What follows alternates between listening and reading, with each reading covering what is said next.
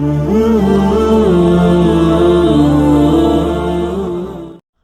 اللہ الرحمن الرحیم۔ اگلی ہیڈنگ ہے حضرت ابو طالب اور حضرت خدیجہ رضی اللہ عنہا کی وفات۔ وہ ادھر اپنے آخری منصوبے پکا رہے تھے کہ وقتوں کے ساتھ اس بندی ہوئی دنیا میں ان دو آدمیوں کا وقت ختم ہو گیا۔ جو جانچا جا رہا تھا اس کے لیے واقعہ کے اعتبار سے کچھ نہ ہو، لیکن عام بشری قانون کی روح سے ان کو بہت کچھ سمجھا جاتا ہے۔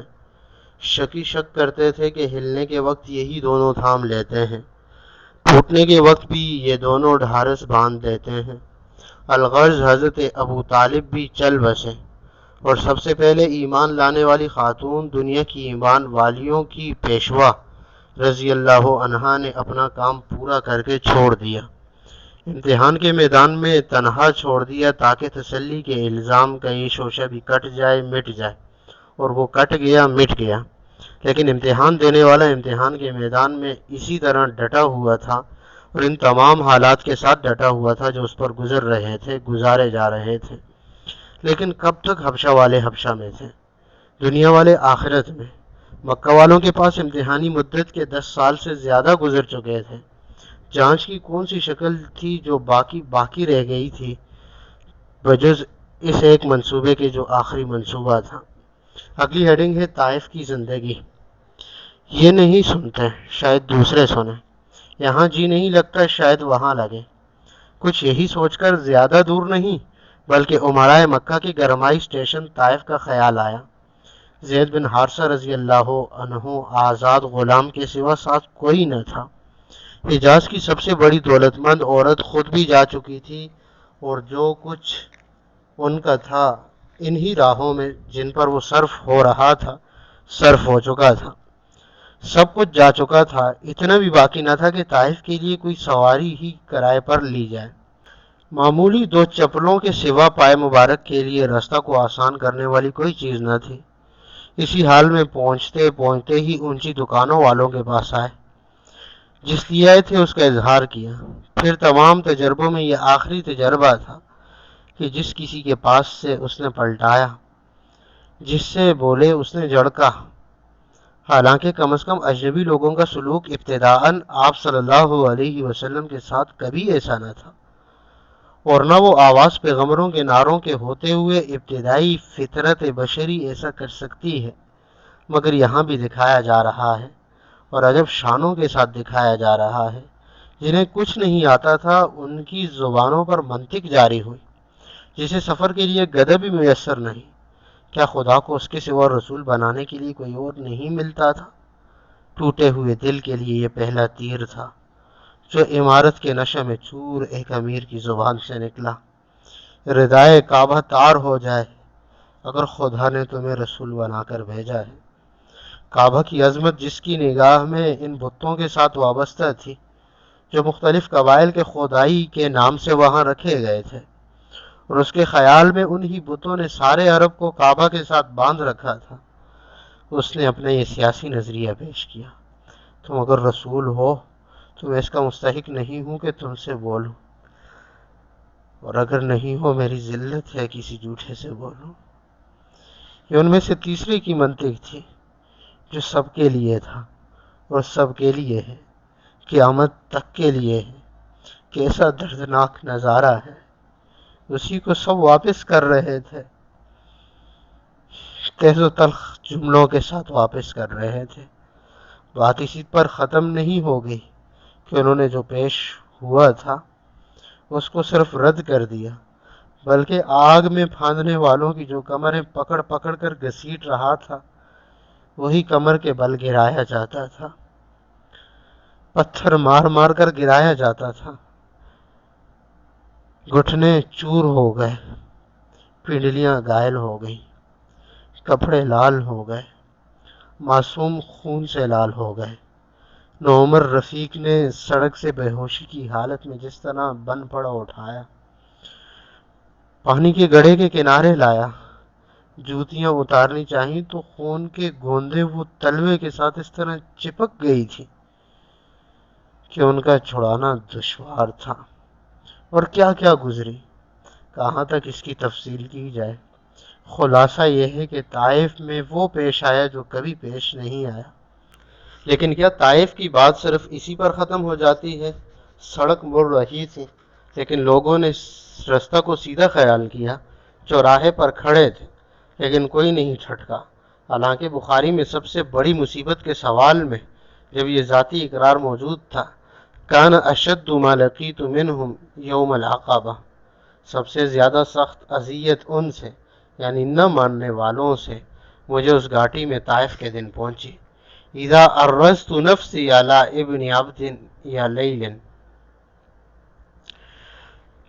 جس دن میں نے عبد یا لیل کے بیٹے پر اپنے آپ کو پیش کیا تھا تو لوگوں نے احد اور احد کے پہاڑوں کو کیوں یاد کیا، لیکن جو احد کے مقابلے میں طائف کو یاد کرتا تھا اس کو سب بھول گئے۔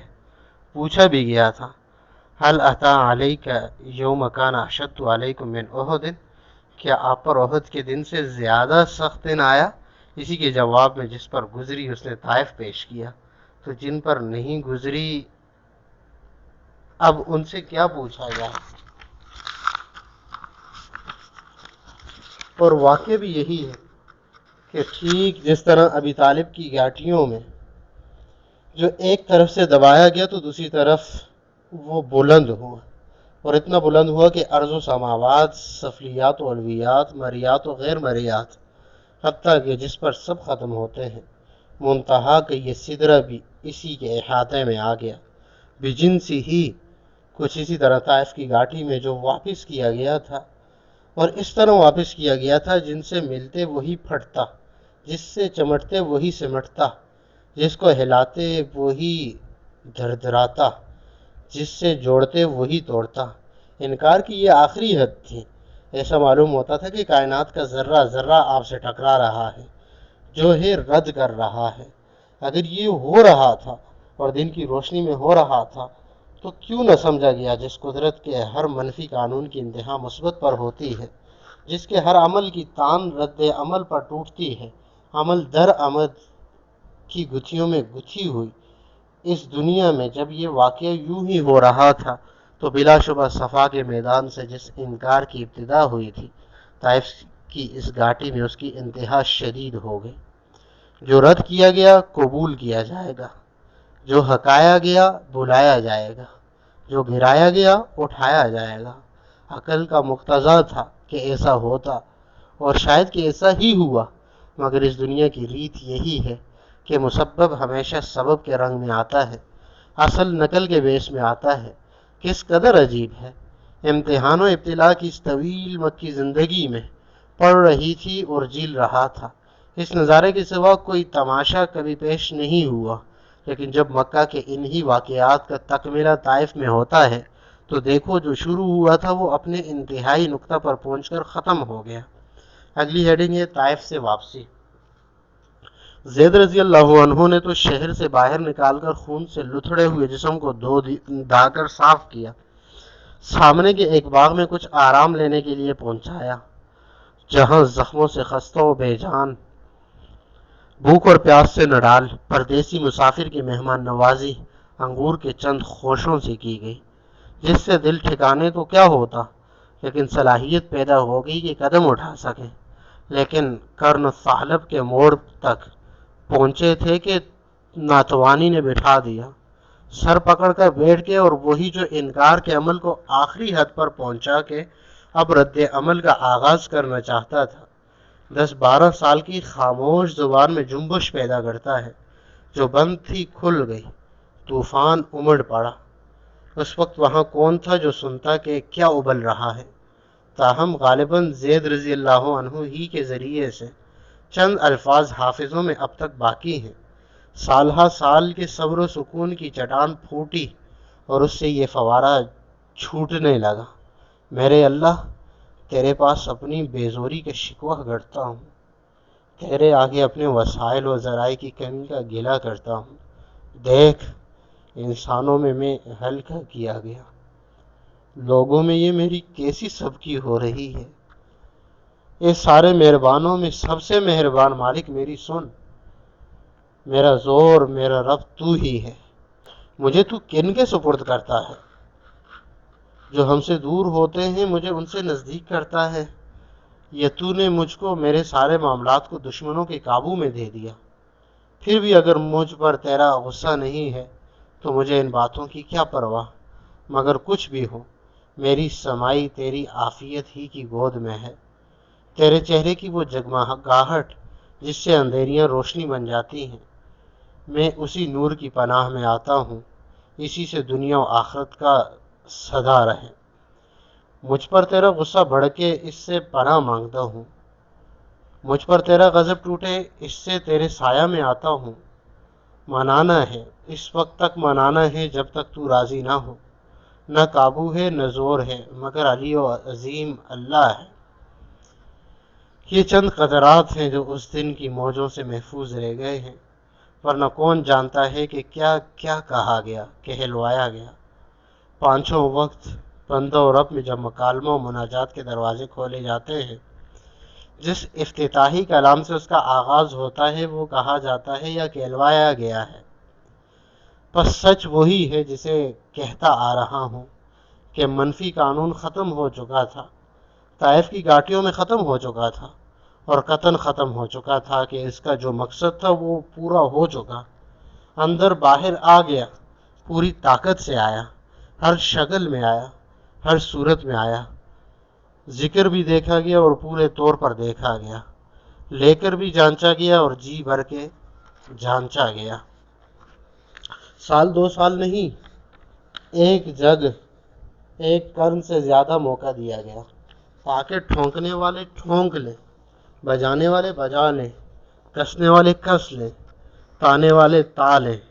آزمائش کی کون سی بٹی تھی جس میں قدرت کے ہاتھوں کا پیدا کیا ہوا یہ زر خالص نہیں ڈالا گیا؟ حرارت کا کون سا درجہ ہے جو اس کے غیر معمولی لاہوتی حقیقت کو نہیں پہنچایا گیا؟ جو کچھ کر سکتے تھے سب کچھ کر لیا گیا، جس کے آگے کیا کچھ اور بھی سوچا جا سکتا ہے۔ جنہیں تم نے مکی زندگی کے ان سالوں میں مسلسل تابڑ توڑ پہم صدق و دیانت کے اس بے نظیر سرچشمے کے ساتھ ہوتے ہوئے دیکھا، شہادتیں تام ہو گئی، گواہیاں پوری ہو چکی، تجربات مکمل طور پر مہیا ہو چکے، مشاہدات اکٹھے ہو چکے۔ الغرض عالم امکان میں جو کچھ ہو سکتا تھا سب ہو گیا۔ منفی قوانین اپنے سارے حقوق لے کر اپنے حدود کے آخری بالکل آخری نقطہ پر پہنچ کر ختم ہو چکے تھے۔ یقیناً وہی وقت آ گیا تھا، اور اب نہ آتا تو کب آتا کہ واقعات کے دوسرے رخ کا آغاز ہو۔ پس وہی جس سے ہر چیز الگ کی گئی، کائنات کا ہر ذرہ جس سے ٹکرایا اور پوری شدت سے ٹکرایا، اتنی شدت سے ٹکرایا کہ صبر سکون کے پہاڑ، سب سے بڑے پہاڑ بھی جنبش پیدا ہوئی۔ انتظار کرو کہ اب اسی کے ساتھ ہر چیز لپٹے جس سے بھاگے تھے، اسی کی طرف سب دوڑے جس سے جدا ہوئے، اسی سے آ کر ملے جس سے سب ٹوٹے، اسی سے اب سب جیے جس سے سب پھٹے، اسی سے سب چمٹے جنہوں نے دردایا۔ وہی اب اس کو پکاریں اور بے کسی کے ساتھ پکاریں جس سے سب بنچے تھے۔ اب اسی کی طرف، ہاں اسی کی طرف سب کھینچے، پوری طاقت کے ساتھ کھینچے۔ زمین کھینچے، آسمان کھینچے، فلک کھینچے، ملک کھینچے، جن کھینچے، انس کھینچے، الغرض جو چیزیں کھینچ سکتی ہیں سب کھینچی۔ اور دیکھو کیا یہ نہیں ہو رہا؟ شاعری نہیں، واقعہ ہو رہا ہے۔ میں نہیں، امام بخاری رحمہ اللہ کہہ رہے ہیں۔